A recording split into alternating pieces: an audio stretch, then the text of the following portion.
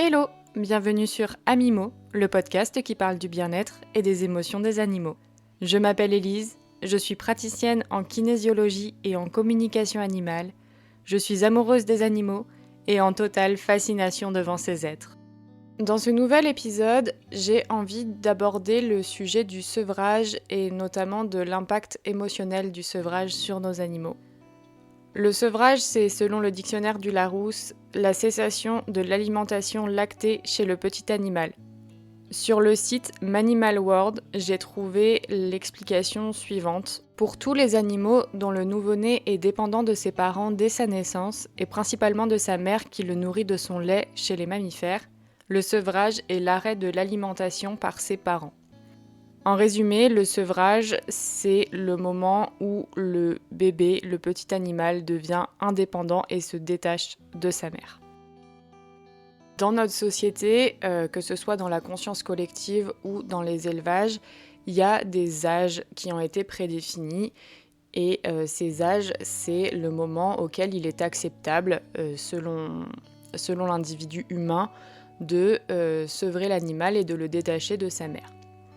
Chez les chatons, on a l'habitude d'entendre 8 semaines, chez les chiots également 8 semaines, et chez les chevaux, les poulains sont généralement sevrés autour de 5-6 mois. De plus en plus, ces chiffres sont remis en question, ces âges sont remis en question. On voit de plus en plus d'études scientifiques qui indiquent que pour les chats et les chiens notamment, il faudrait attendre au gros minimum les 3 mois du petit avant de le séparer de sa mère. Et chez les chevaux, ça varie beaucoup plus, ça dépend beaucoup plus des tempéraments. Mais on serait aux alentours des 10-12 mois. La définition de ces âges idéaux pour le sevrage se base avant tout sur le sevrage physique. C'est-à-dire, comme on l'a vu précédemment, le fait que la mère ne nourrisse plus elle-même son petit, que son petit soit capable de se nourrir seul. Et en fait, c'est à partir de ce moment-là qu'on se dit en tant qu'humain que l'animal est prêt à être sevré. Sauf que c'est bien plus complexe et bien plus profond que ça, puisqu'il y a toute une partie sevrage physique qui concerne l'alimentation, mais il y a aussi une partie émotionnelle. Un sevrage émotionnel, notamment le fait que la mère va éduquer son petit pendant ses premières semaines, premiers mois de vie. Et il y a aussi le fait d'être tout simplement prêt à quitter sa mère. Et ça, c'est encore une autre étape qui est bien souvent négligée. J'ai vu dernièrement une publication passer sur Insta qui disait que adopter un animal, un bébé animal, c'est une forme de kidnapping. Et le mot est fort, mais pour autant, il est vrai. On débarque dans la vie de l'animal, on dit « je le choisis, je le prends », on l'emmène loin de sa famille, loin de tous ses repères, et on lui impose une nouvelle vie. C'est une forme de kidnapping. Je sais, ça fait mal à entendre, mais c'est malheureusement la vérité. Alors, bien évidemment, c'est un kidnapping bienveillant. C'est 2 mots collés, je ne sais pas si ça marche, mais vous avez compris l'idée. Je me rappelle encore du jour où je suis allée chercher Simba, mon chat. Il avait environ 3 mois et demi.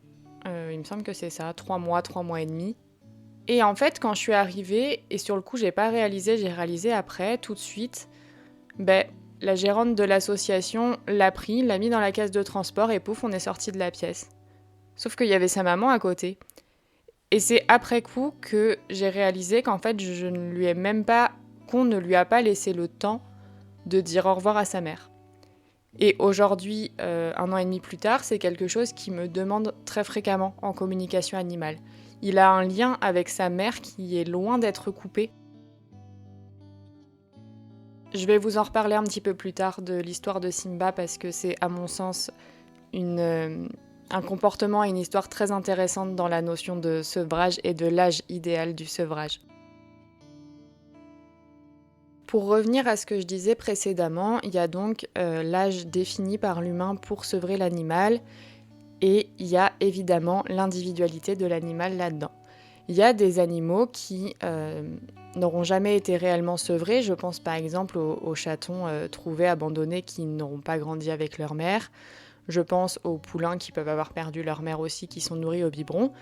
C'est des animaux qui vont être dans notre inconscient, dans notre conscient même, mal sevrés. Et parmi ceux-là, je suis sûre que vous en verrez peut-être 5-10% qui vont avoir un comportement tout à fait normal en grandissant et qui vont être complètement apaisés avec ça. Il y a l'âge idéal, il y a les conditions, il y a le traumatisme qui se passe, mais encore une fois, c'est ce que je vous répète à chaque fois, chaque individu réagit à sa façon à une situation. Et un animal peut être sevré à 1 mois et avoir une vie qui ne lui pose aucun souci, aucun traumatisme associé à ça.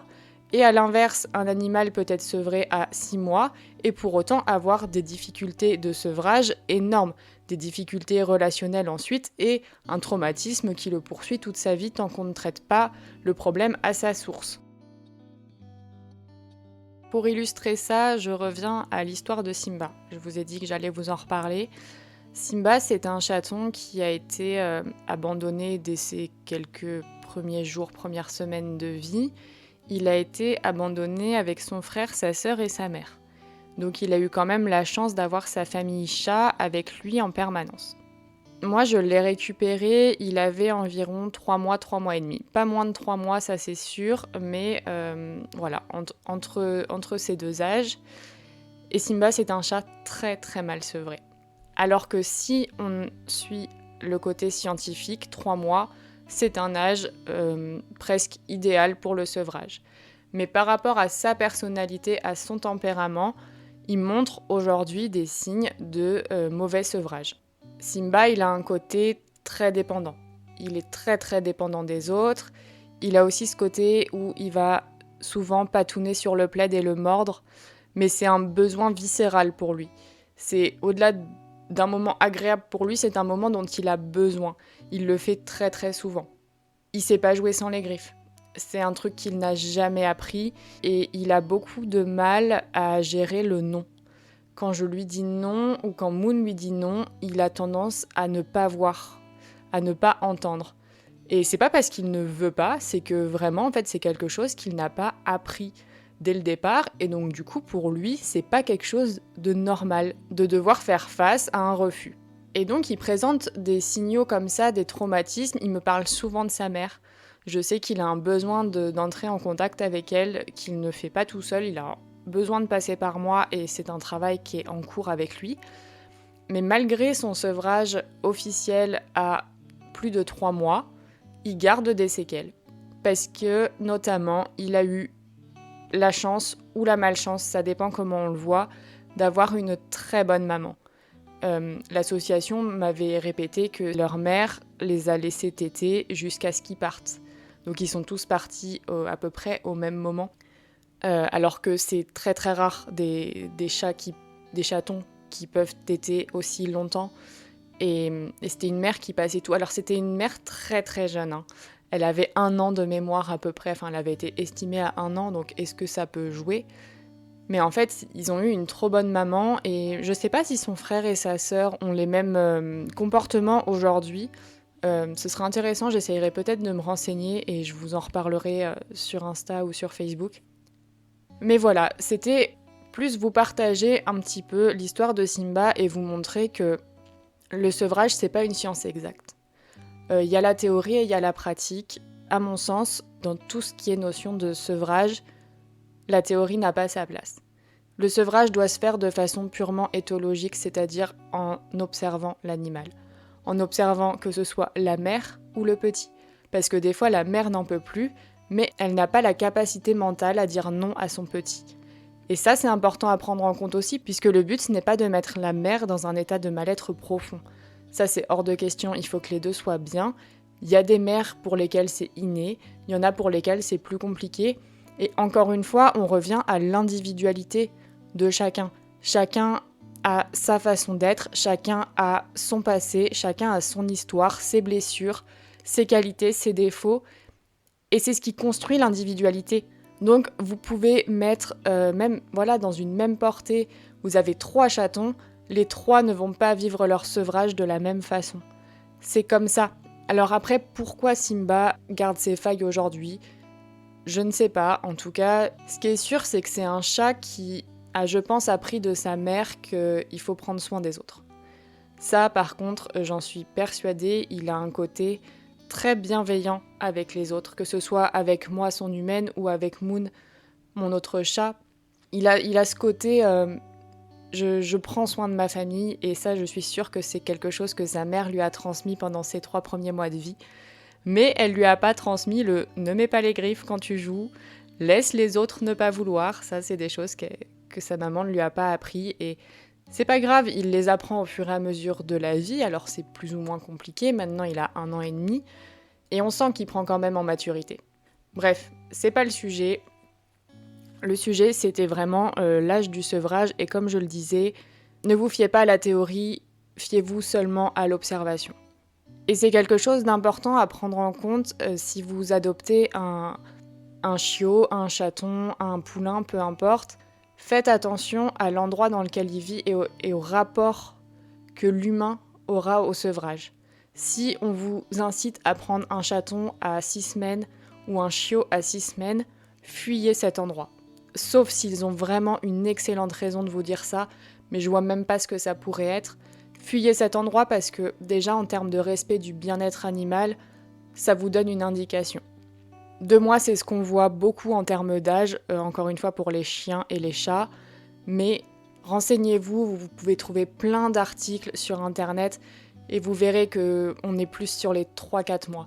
4 mois étant presque l'idéal. Après, c'est évident quand une mère, je pense surtout aux chiens, à 8 petits, c'est pas forcément évident à gérer, mais c'est aussi le rôle de l'humain d'accompagner l'animal dans cette étape, en fait, dans cette étape qui va être primordiale, puisqu'un sevrage bien fait, je vous assure que ça enlève plein de problématiques émotionnelles derrière. C'est une étape de vie tellement cruciale et beaucoup d'animaux en kinésiologie me ramènent à cette étape de leur vie.